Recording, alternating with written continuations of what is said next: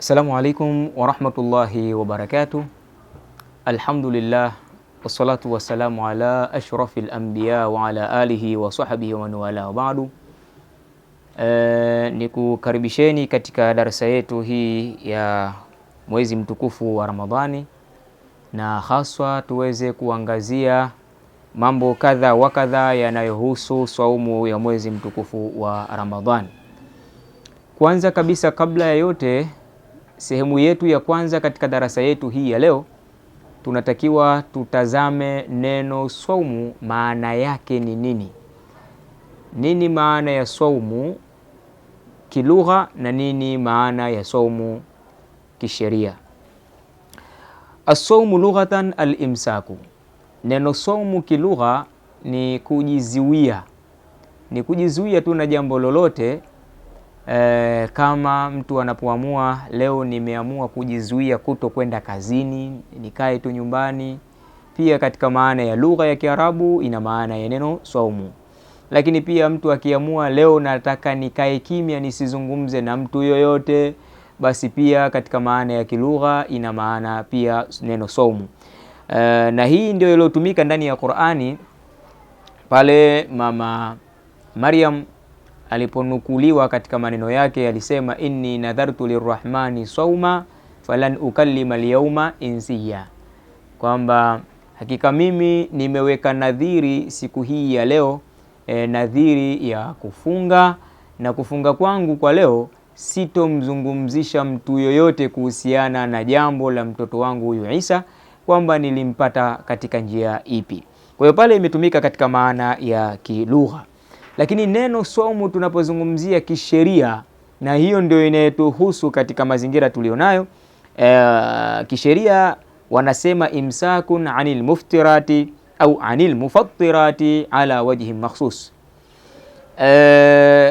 Saumu maana yake ni kujizuia, kuepukana na vyote vyenye kufunguza, lakini kwa njia maalumu. Kuna kujizuia kwa njia maalumu. Hiyo ndio maana ya saumu kisheria. Na saumu tuelewe kuwa ni jambo ambalo Allah subhanahu wa ta'ala ametuwekea mimi na wewe, lakini kwa malengo si kwamba kutaka kututilia uzito, hapana, bali mwenyewe anasema yuridu Allahu bikumul yusra wala yuridu bikumul usra. Mwenyezi Mungu subhanahu wa ta'ala anakusudia kwenu wepesi na wala hakusudii kwenu ninyi uzito. Lakini juu ya hayo tuna ulazima sasa tuelewe sharti za uwajibu wa kufunga.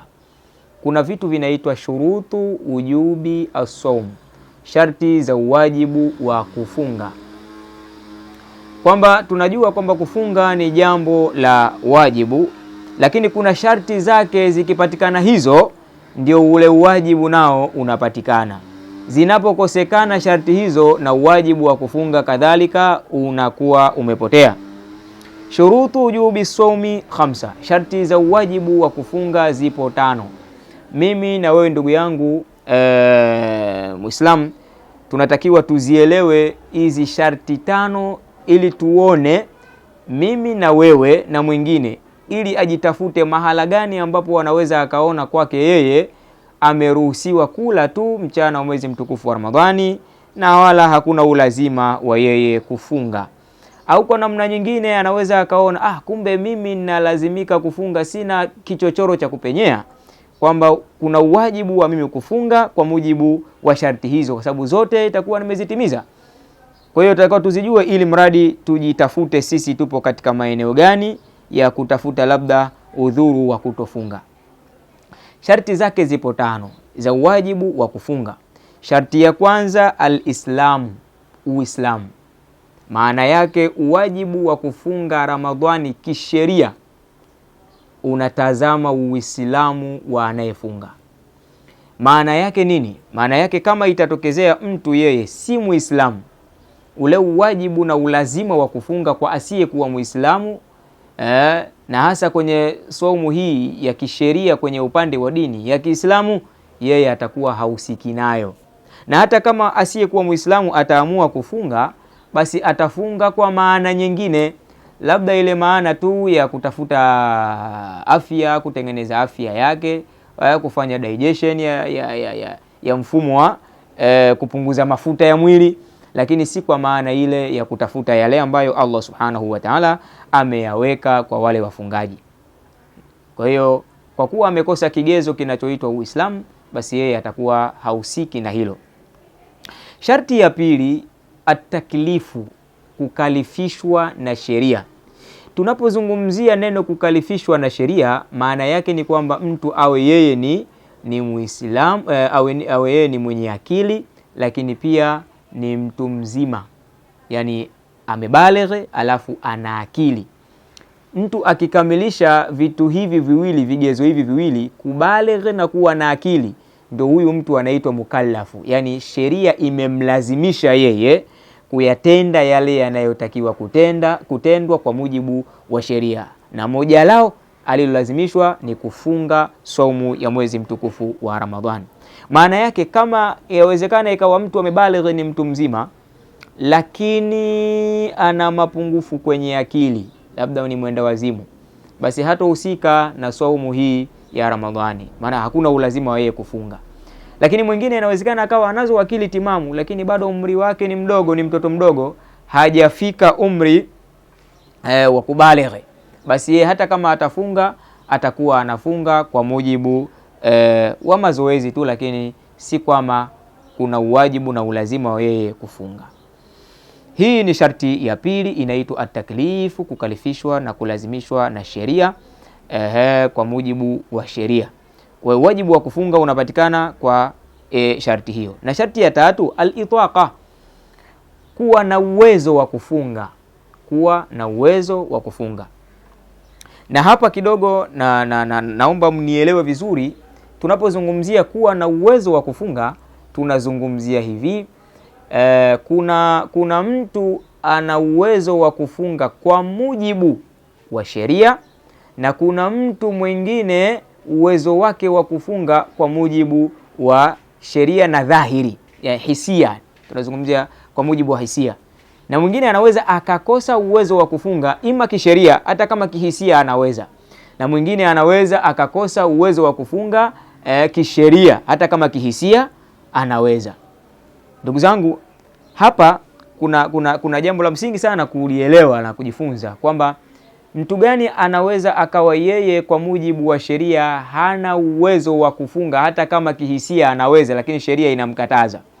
Hapa anaingia mwanamama anapokuwa katika ada zake. Yaani mwanamama akiwa katika ada zake zile za mwezi, au akiwa ametoka kujifungua, ipo katika hali ya nifasi, basi sheria inamziwia yeye kufunga, hata kama kihisia, kwa maana kidhahiri yake yeye mwenyewe ana uwezo kama kushinda na njaa tu, eti kwa sababu yupo katika kutumikia ada zake ashinde kukaa na njaa. Mimi naweza kukaa na njaa, naweza kushinda na kiu na sipati athari ya aina yote, lakini sheria inamwambia marufuku, usifunge. Na akilazimisha, maana yake atapata dhambi, kwa sababu sheria imemkataza yeye kufunga. Lakini mwingine inawezekana ikawa sheria imemruhusu, lakini dhahiri ya mazingira yake yanamkataza asifunge. Na hapa wanasema ni yule mtu ambaye kikongwe, mzee sana, kazeeka kiasi ambacho kama atakaa na njaa hata kama kwa masaa mawili tu, mnaweza mkamkuta tayari povu linamtoka, maana yake hana uwezo wa kuvumilia na kuhimili mikiki ya njaa. Huyu anaambiwa ale. Sheria ilimruhusu wakati ufunga, lakini kwa mujibu wa dhahiri ya kiafya yake na kwa mujibu wa umri na rika alilokuwa nalo, ile hali ndio imemziwia yeye. Hata kama sheria ilimruhusu, basi kwa hali yake ile, basi sheria inaungana na yeye, bwana usifunge, atapewa utaratibu mwingine. Lakini mwingine ni huyu ambaye anaitwa mgonjwa, tena mgonjwa ambaye yeye hata matarajio ya kupona hana, au inawezekana ni mgonjwa lakini matarajio ya kupona, kama atakula dozi anaweza akapona. Bwana, wagonjwa wanatofautiana katika hali hizi mbili. Basi hawa pia watakuwa hawawezi kufunga, sio kwa mujibu wa sheria, watakuwa hawana uwezo wa kufunga kwa mujibu wa dhahiri yao walionayo kutokana na hali ya kiafya. Kwa hiyo hawa wamekosa katika kuingizwa kwenye ule ulazima wa kufunga, bali hao watatazamiwa mazingira mengine ya kufanya ili mradi mambo yapate kukaa sawa katika saumu. Ndugu zangu, hii ni sharti ya 3, na sharti ya 4 aswiha. Sharti ya 4 ni aswiha, uzima, afya, kwamba mtu anapokuwa katika mazingira ya afya, ana uzima na sio mgonjwa, basi huyu moja kwa moja ameingia katika wajibu wa yeye kufunga. Maana yake yule ambaye atakuwa ana maradhi ambayo analazimika kula dozi katika zile nyakati za kufunga kutokana na hali ya maradhi alionayo, basi sheria imemruhusu yeye ale na aendelee kupata dozi zake, ili mradi kutafuta hali ya afya anayoikusudia, kwa sababu kama tulivyoeleza kwamba Mwenyezi Mungu Subhanahu wa Ta'ala hakusudii saumu kuwa ni sehemu ya mateso kwa wafungaji, bali saumu ni ibada kama ibada nyingine za kawaida. Lakini pia katika hilo, pamoja na hilo, kuna kitu kinachoitwa al-iqama. Al-iqama, kuwa na ukazi au kufanya ukazi. Mtu akiwa katika mazingira ya kufanya ukazi, manake si msafiri, tayari yeye analazimika kufunga.